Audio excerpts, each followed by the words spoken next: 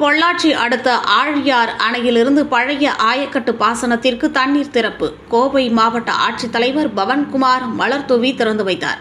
பொள்ளாச்சி பழைய ஆயக்கட்டு பாசனத்தில் முதல் போக சம்பா நெல் சாகுபடி தண்ணீர் திறக்க வேண்டும் என்று விவசாயிகள் தமிழக அரசிற்கு கோரிக்கை வைத்தனர். இதை ஏற்று பழைய ஆயக்கட்டு பாசனத்திற்கு தண்ணீர் திறக்க அரசாணை வெளியிடப்பட்டதை அடுத்து PAP பாசன திட்டத்தில் உள்ள ஆழியார் பழைய ஆயக்காடு பாசனத்தில் உள்ள காரப்பட்டி பெரிய அணை, பள்ளி வழங்கால், அரியாபுரம், வடக்கலூர் போன்ற 5 வாய்க்கால்கள் வழியாக 6400 ஏக்கர் நிலங்களும் முதல் போக பாசனத்திற்கு இன்று முதல் வருகின்ற அக்டோபர் மாதம் 15ஆம் தேதி வரை 152 நாட்களுக்கு 1205 மில்லியன் கன அடி வீதம் ஆழியார் அணையில் இருந்து தண்ணீர் திறந்து விடப்படுகிறது.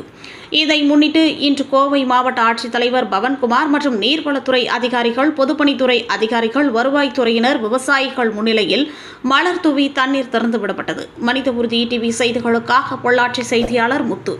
இதுபோல் அனைத்து செய்திகளையும் காண மனித உறுதி டிவி சேனலை தவறாமல் பார்க்கவும்.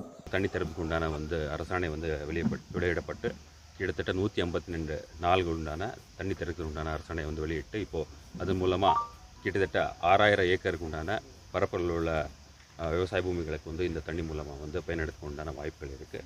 இந்த சமயத்தில் இந்த பகுதியில் இருக்கிற அனைத்து விவசாயிகள் மற்றும் இந்த பகுதியில் இருக்கிற இந்த விவசாய சார்ந்த உறுப்பினர் அனைவருக்கும் இன்னைக்கு எல்லாரும் முன்னிலையில் இந்த தண்ணி நம்ம திறந்திருக்கோம்.